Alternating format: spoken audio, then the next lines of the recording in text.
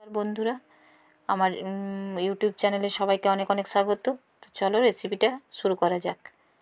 আজ আমি ভীম লিকুইডটা বানিয়ে দেখাবো, যেটা আমরা বাসন মাজার জন্য ব্যবহার করি।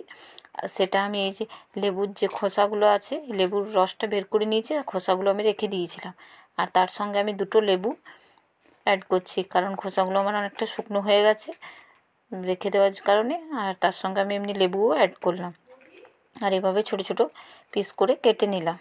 এভাবে কড়াইয়ে আমি কিছুটা জল দিলাম, আর এই লেবু যেটা খোসা লেবুটা যেটা রেখেছিলাম সেটা দিয়ে এটা ভালো করে আমি সেদ্ধ করে নেব। 5 থেকে 7 মিনিট হাই হিটে এটা আমাকে সেদ্ধ করে নিতে হবে। আর এটা সেদ্ধ করার 7 মিনিটের মতো আমার সময় লাগলো। এবার এটাকে ভালো মতো ঠান্ডা করে নিচ্ছি। সেদ্ধ আমার হয়ে গেছে, ঠান্ডা করে এটা দেখাচ্ছি।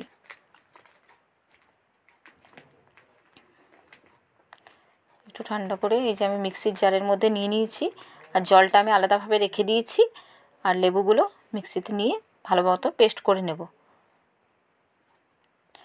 এই যে পেস্ট করে নিয়েছি আমি, পেস্ট করে আর এইভাবে একটা ছাঁকনির মাধ্যমে দিয়ে, আর এই যে যাতে যেটা শক্ত যে ভাবগুলো আছে সেগুলো যাতে পুরোটা না যায়, সে কারণে এইভাবে ছাঁকনিতে দিয়ে আমাকে একটু করে ছেঁকে নিতে হচ্ছে এভাবে।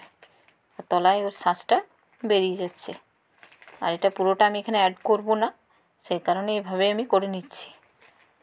এই যে আর যে জলটা আমার ওই সেদ্ধ করা জলটা ছিল সেটা এইভাবে ছেঁকে আর এটাতে আমি অ্যাড করে দিলাম।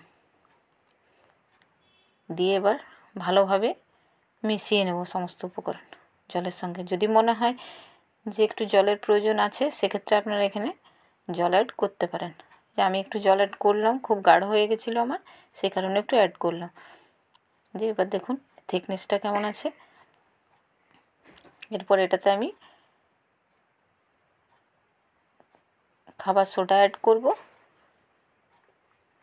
এই 1/2 চামচের থেকে একটু বেশি দিলাম, আরও 1/2 চামচ আমি এখানে অ্যাড করছি।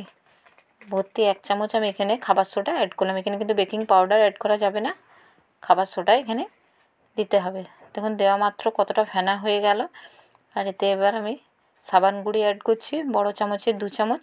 এখানে আপনারা চাইলে সাবান গুঁড়ির পরিবর্তে ভীম যে সাবানটা হয় সে সাবানটাও ঘষে এখানে দিতে পারেন।